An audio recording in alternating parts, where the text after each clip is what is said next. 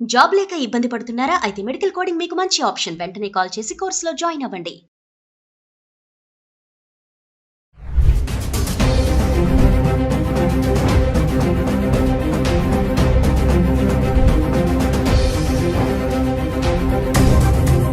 Hello viewers, welcome back to our channel. ప్రస్తుతం మనతో పాటు ఉన్నారు ఎంఎన్సీ ఎగ్జిక్యూటివ్ 25 ఇయర్స్ నుంచి అమెరికాలో ఉంటున్నటువంటి వీరభద్ర సార్ గారు. సార్తో మాట్లాడదాం. ప్రెసెంట్ అమెరికాలో సిచ్యువేషన్ ఎలా ఉంది అనేది.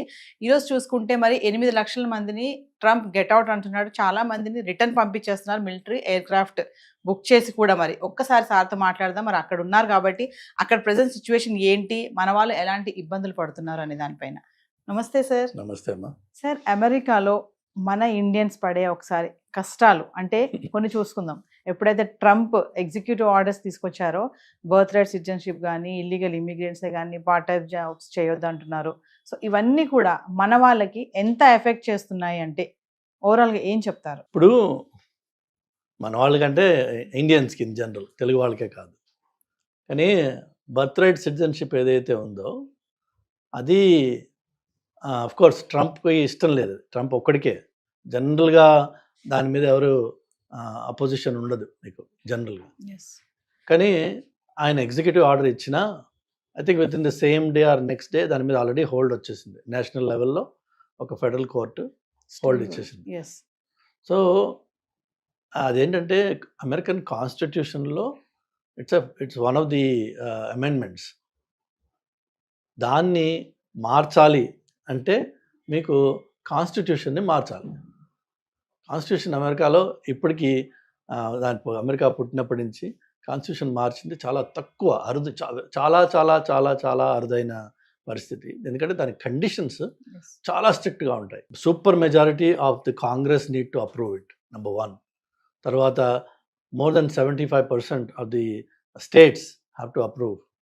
దెన్ అది ఈయనకి వస్తుంది, ప్రెసిడెంట్కి వస్తుంది, అప్పుడు ఆయన సైన్ చేయాలి. సుప్రీంకోర్టు వ్యాలిడిటీ, అన్నీ రకరకాల పరిస్థితులు ఉన్నాయి. అందులో ఈ లోపు బోల్డ్ కేసెస్ పెడతారు, లిటిగేషన్స్ ఉంటాయి. అది అంత ఈజీగా 6 నెలల్లో కానీ సంవత్సరంలో కానీ అయిపోయే పని కాదు. దానికోసం మన వాళ్ళు కూడా ముందస్తుగా కాన్పులు చేసుకోవడానికి వెళ్ళడము, అంటే మళ్ళీ బర్త్ రైట్ సిటిజన్షిప్ రాదు అనుకుని ఇలాంటివి కూడా చేస్తున్నారని ఒక టాక్ అయితే ఉంది కదా. ఉంది విన్నా నేను కూడా. అలాంటి కొత్త నాయిస్ వచ్చింది. ఎంతవరకు అది ఎవరు చేయగలరు? మనకి ప్రాక్టికల్గా చూస్తే 9th మంత్లో లేకపోతే 8th మంత్ అయిపోయింది, డెలివరీ ఇంకా 10 days ఉంది, 1 month ఉంది, లెస్ దెన్ ఏ మంత్ టైం ఉన్నది. డాక్టర్ ఒకవేళ అప్రూవ్ చేస్తే ఇట్ ఈస్ నాట్ రిస్కీ అని అంటే probably they may go through that. అది డిజైర్ ఒకటి ఉండొచ్చు, ఎందుకంటే అది పోయే లోపు ఇది చేద్దామని చెప్పి. బట్ అది కూడా వేలం వెర్రి. అది అంత క్రేజ్ ఎందుకు సార్ బర్త్ రైట్ సిటిజన్షిప్ అక్కడ రావాలి అని ఇట్లా చేయడం అనేది? కొంతమంది పేరెంట్స్కి కోరిక ఏంటంటే, ఇప్పుడు మనందరం ఏం చేస్తామమ్మా, నేను పడ్డ కష్టాలు నా పిల్లలు పడకూడదు అంటే ఏంటి? ఇప్పుడు ఈ జనరేషన్లో అక్కడ H1 మీదో L1 మీదో F1 మీదో ఉన్నవాళ్ళు, నెక్స్ట్ జనరేషన్ వాళ్ళ పిల్లలు డైరెక్ట్గా అమెరికన్గా పుట్టి వాడు బై బర్త్ అమెరికన్ అయితే వాటికి ఉండే ప్రొటెక్షన్స్ కానీ ఆపర్చునిటీస్ కానీ అన్లిమిటెడ్ ఉంటాయి. కాబట్టి అక్కడ పిల్లలు, ఇక్కడ చాలామంది ప్రెగ్నెన్సీ ఇక్కడ వచ్చి డెలివరీ కోసం అక్కడికి వచ్చిన వాళ్ళు, రకరకాల కేసెస్ ఉన్నాయి. So on that land if you're born, it doesn't matter, or to any American parent, if you're born you become automatically American citizen. So అది సంపాదించాలన్న తపన ఉండడంలో తప్పేం లేదు. ఎందుకంటే ఎప్పటికప్పుడు మనకి హ్యూమన్ రేస్లో ఉన్నదే అది. ఈ generation needs to be better than the last generation. Next generation మనకంటే బాగుండాలని తల్లిదండ్రులు కోరుకోవడంలో తప్పు లేదు. కానీ దానికి ఒక మితి, ఒక ఇది ఉండాలి, ఒక సెన్స్ ఆఫ్ లిమిటేషన్స్ ఉండాలి. ఒకవేళ లేదే అనుకుందాం, for example, for argument sake, American birth right citizenship America ఇవ్వట్లేదు. So what? నీకు అసలు బర్త్ ఎక్కడో ఒక సిటిజన్షిప్ అయితే ఉంది కదా. You can still exist and survive and thrive and grow. So birth right సిటిజన్షిప్పే అది పరమావధి అని అనుకోవడం తప్పు అంటారు. కమింగ్ టు స్టూడెంట్స్ సార్, చూసుకుంటే పార్ట్ టైం జాబ్స్ చేయొద్దు అనడము, అంటే అందరికి క్యాంపస్లో జాబ్స్ రావు కదా. మామూలుగా వాళ్ళ ఎక్స్పెన్సెస్ కోసం అని బయట చేస్తారు, చిన్న చిన్నవి గ్యాస్ స్టేషన్లోనో సూపర్ మార్కెట్లోనో. ఇట్లా మామూలుగా అమెరికాలో ఒక స్టూడెంట్ మంత్లీ ఎంత ఎక్స్పెన్స్ అవ్వచ్చు అంటారు సార్? అసలు ఎంత ఎక్స్పెన్స్ అవుతుంది వాళ్ళ ఖర్చులే కానీ ఇవన్నీ కానీ? సో అమెరికాలో 3000 పైచిలుకు యూనివర్సిటీస్ ఉన్నాయి. ది క్రీమ్ ఆఫ్ దోస్ యూనివర్సిటీస్ని ఐవీ లీగ్ స్కూల్స్ అంటారు.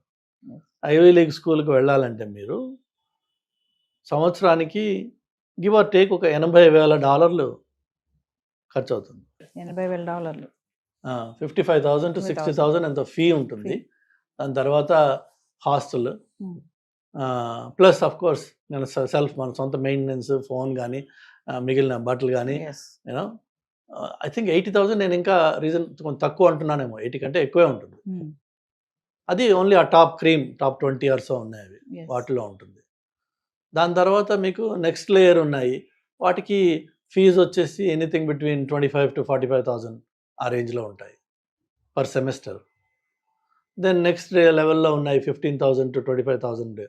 కొన్ని మరీ చౌకబారు ఉన్నాయి, 5,500, 7,000, 8,000 పర్ సెమిస్టర్ ఫీజు అయ్యేవి. సో ఇది డిఫరెంట్ రేంజెస్. నెలకి ఎంత ఖర్చు అవుతుంది ఓన్లీ ఫీ పరంగా చూస్తే మీకు 600 నుంచి 6,000 వరకు రేంజ్ కనిపిస్తుంది కదా నెలకి. రూపాయల్లో వేస్తే ఎంత అవుతుంది? 5 లక్షల నుంచి 600 అంటే ఎంత? 50,000. అక్కడి నుంచి 5 లక్షల వరకు మీకు రేంజ్ కనిపిస్తుంది ఫీ. దాని తర్వాత మీరు హాస్టల్లో ఉండాలి, లేక చాలా మటుకు మన పిల్లలు వచ్చి వేరే వాళ్ళతో కలిసి ప్రైవేట్ రెసిడెన్స్ రెంట్ తీసుకుని ఉంటారు. అలా ఉన్న వాళ్ళు ప్రాబబ్లీ 750 to 800 ఖర్చు పెడతారు దానికి, రెంట్ అండ్ ఫుడ్ కలిపి. ఆన్ టాప్ ఆఫ్ దట్ వాళ్ళ సొంత సెల్ ఫోన్ వగేరా ఖర్చులు ఇంకొక 200 వేసుకోండి, అంటే ఒక $1,000 ఖర్చు ఉంటుంది వాళ్ళకి. 12,000 సంవత్సరానికి, అంటే అది ఎంత అయింది? 10 లక్షలు. సో మీకు నెలకి 50,000 నుంచి అంటే సంవత్సరానికి 6 లక్షలు. ఇదేమో 10 లక్షలు, 16 లక్షలు ఖర్చు సంవత్సరానికి. సో 16 to 20 లక్షలు వేసుకోండి. 2 ఏళ్ళు మాస్టర్స్ చేయాలి మీరు, అంటే 20-40. సో అతి చౌకలో మీరు తక్కువ కాలేజీకి వెళ్ళినట్టయితే 40 నుంచి 45 లక్షలు, 50 లక్షల వరకు ఖర్చు అవుతుంది. లేక మంచి ఎక్స్పెన్సివ్ కాలేజీకి వెళ్ళినట్టయితే మీకు 2 కోట్లు ఖర్చు అవుతుంది. న్యూయార్క్ యూనివర్సిటీలోకి వెళ్తే మా ఫ్రెండ్ కూతురు వెళ్ళింది, 2 crores పైన ఖర్చు అయింది. సో ఇది మీరు ఆర్ యూ ప్రిపేర్డ్? మీ దగ్గర మొత్తము 2 ఏళ్ళకి కట్టడానికి ఫీకి మీ దగ్గర డబ్బులు ఉన్నాయా? ఉంటే దర్జాగా అమెరికాకి రండి, చదువుకోండి. అంటే అక్కడికి వచ్చి ఏమన్నా చేసుకొని కూడా చదువుకోవాలని అనుకుంటారు కదా. ఈ ఏమన్నా చేసుకోవడం అనే కథ ఉంది కదా, అది ఇల్లీగల్. అది ఇల్లీగల్. అది ఇన్ఫ్యాక్ట్ మీరు విన్నారో లేదో, ఈ మధ్యకాలంలో ఏమన్నా చేసుకోవచ్చు అని చెప్పి చాలామంది పిల్లలు వస్తున్నారు. ఆ వచ్చిన వాళ్ళ ఫోన్లని పోర్ట్ ఆఫ్ ఎంట్రీలో వాళ్ళ ఫోన్లు తీసి వాళ్ళ వాట్సాప్లు చదివి, వాళ్ళ బ్యాంక్ డిపాజిట్స్ ఎలా బ్యాంకులో డబ్బులు ఎక్కడి నుంచి వస్తున్నాయి, నీకు ఇండియా నుంచి వస్తున్నాయా, లోకల్గా ఎవరైనా డిపాజిట్ చేస్తున్నారా, ఫ్రీక్వెంట్గా మీకు ఎవ్రీ ఫస్ట్ ఒక డిపాజిట్ పడుతుంది అనుకోండి, ఆటోమేటిక్గా అది ఒక ఎంప్లాయ్మెంట్ అన్నది వాళ్ళు చూసి ఆ ప్యాటర్న్స్ బట్టి కనిపెట్టి, లేకపోతే ఫ్రెండ్స్తో మీరు వాట్సాప్లో చాట్ చేసి అని నేను వస్తున్నాను, నాకు కూడా జాబ్ చూడు, నాకు కూడా వర్క్ చూడు, ఆ టర్మ్ చాలు వాడికి, జాబ్ వర్క్ చూసి వాళ్ళు అంటున్నారు, so you not coming here just to study, you not allow decline. అంటే చదువుకోవడానికి వెళ్ళే వాళ్ళకంటే అక్కడికి వెళ్ళి జాబ్ చేయాలనుకునే ఆలోచనతో వెళ్ళే వాళ్ళు ఎక్కువ ఉన్నారంటే ఏం చెప్తారు సార్? లేదు, అది తక్కువ. అది ఎందుకంటే మీకు F1 మీద స్టూడెంట్ వీసాలు తీసుకుని వచ్చేవాళ్ళు లక్షల్లో ఉంటారు. H1B వీసాలు ఇచ్చేదే తక్కువ. మీకు సంవత్సరానికి ఉన్న కోటాకి మించి మీకు H1s లేవు. అది 1,20,000 ఎంత ఉంది ఇప్పుడు, ఎగ్జాక్ట్ నెంబర్ అంతా నాకు తెలియదు, బట్ అది ఆ నెంబర్ని మించి మీకు రావు వీసాలు. సో అది ఎప్పుడు లిమిటెడ్గానే ఉంటుంది, కంట్రోల్డ్గానే ఉంటుంది అది. వేరేజ్ ఈ స్టూడెంట్ వీసా మీద వచ్చి స్టూడెంట్గా కాకుండా వేరే ఏదైనా వర్క్ చేసుకుని సంపాదించుకుందాము, ఆ సంపాదనతో మిగిలిన చదువుకి ఫైనాన్స్ చేసుకుందాము, దానివల్ల పేరెంట్స్ని కష్టపెట్టకుండా ఈ మొదటి టర్మ్ ఫీ మాత్రమే తల్లిదండ్రుల దగ్గర తీసుకుని వచ్చేద్దాం అక్కడికి అని సదుద్దేశమే. అది అందులో తప్పేం లేదు, సదుద్దేశమే. కానీ అది it is anti law, it's against the law. Against the law అంటే ఏంటంటే, మీరు స్టూడెంట్గా ఇక్కడికి వచ్చారు మీరు, కానీ స్టూడెంట్గా కాకుండా మీరు పోయి వర్క్ చేయడానికి చూస్తున్నారు. కాబట్టి అలాంటి వాళ్ళు కూడా ఏదైనా రైట్స్లో పట్టుబడితే ఏదైనా ఒక రెస్టారెంట్లో జనరల్గా కిచెన్లో వర్క్ చేసేవాళ్ళు కానీ ఇలా హెల్ప్ చేసేవాళ్ళు కానీ ఇల్లీగల్గా ఉంటారన్న విషయము అది జగమెరిగిన సత్యం. సత్యం. సో ఈ ఐస్ వాళ్ళు రైడ్ చేయాలనుకోండి ఎక్కడికి వెళ్తారు? రెస్టారెంట్స్కి వెళ్తారు. Mexican restaurants, Indian restaurants, Chinese restaurants easy targets. ఆ టార్గెట్లో కిచెన్లో పనిచేసే లో లెవెల్ లేబరే కాదు, ఈ బయట నిలబడి సర్వ్ చేసే వాడిని కూడా అడుగుతారు, నీ కాగితాలు చూపించరా. మీరు నేను I'm student in the sounds of place, it doesn't matter, you're a student but you're working here illegally. So ఆ వలలో మనం కూడా పడిపోతాం. సార్ ఫైనల్గా ఒక క్వశ్చన్ చెప్పండి, ట్రంప్ ఎఫెక్ట్ మన వాళ్ళ పైన ఎలా ఉంది అంటే ఏం చెప్తారు? ట్రంప్ ఎఫెక్ట్ మన వాళ్ళ మీద యాక్చువల్గా చూస్తే చాలా అతి తక్కువ in the larger scheme of things, because వాళ్ళకి మెయిన్గా Spanish people is the target. అది మనకి బయట కనిపించే బిగ్ లేబుల్ అనమాట, యాంటై స్పానిష్, యాంటై మెక్సికన్ అని చెప్పి. కానీ మీరు when you dig deeper you'll also see good number of Indians breaking the law. Primary targets వీళ్ళు కాదు, కానీ వల వేసినప్పుడు ఈ చేపలు కూడా పడతాయి. రేస్ లో వీళ్ళు కూడా ఉంటారు, టార్గెట్ వీళ్ళు కాదు, టార్గెట్ వీళ్ళు కాదు. కానీ మరి వల్ల చిక్కున్నావు కదా, చిక్కున్నప్పుడు you have to pay the price. కాబట్టి బెస్ట్ థింగ్ ఏంటంటే ట్రంప్ వచ్చేసి ఆయన ఏమి చేయట్లేదు. అన్ఫార్చునేట్గా ట్రంప్ ఎఫెక్ట్ అని ఈ ఇండియన్ టీవీలో మీడియాలో కొట్టేస్తున్నారు. అది నాకైతే ఇక్కడ I don't think is doing anything blatantly illegal కానీ బ్లేటెంట్లీ యాంటీ డెమోక్రాటిక్ కానీ కాదు. There are things that are objectionable and people will handle that. దానికి లాస్ ఉన్నాయి, దానికి సెనెట్ ఉంది, కాంగ్రెస్ ఉంది, వాళ్ళు చూసుకుంటారు.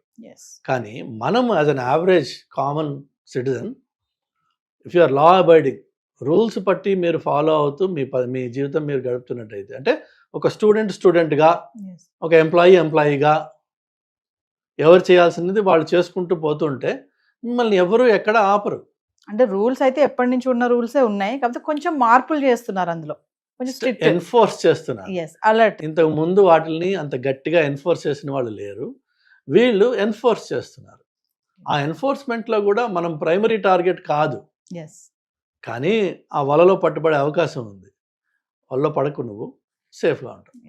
Thank you sir. హాయ్, మొట్టమొదటిసారిగా మన విజయవాడలో క్లాస్ రూమ్ ట్రైనింగ్ అండి, 1 డే క్లాస్ రూమ్ ఎన్విరాన్మెంట్లో ఆఫ్లైన్ వెబినార్ జరగబోతుంది. అంటే ఇంట్రెస్ట్ ఉన్న పార్టిసిపెంట్స్ ఈ కింద స్క్రోల్ అవుతున్న నెంబర్కి రింగ్ చేసుకొని సీట్ బుక్ చేసుకోండి. దీంట్లో ETFs, index funds and mutual funds మీద completely and hand holding experience మీకు ప్రొవైడ్ చేయబడుతుంది.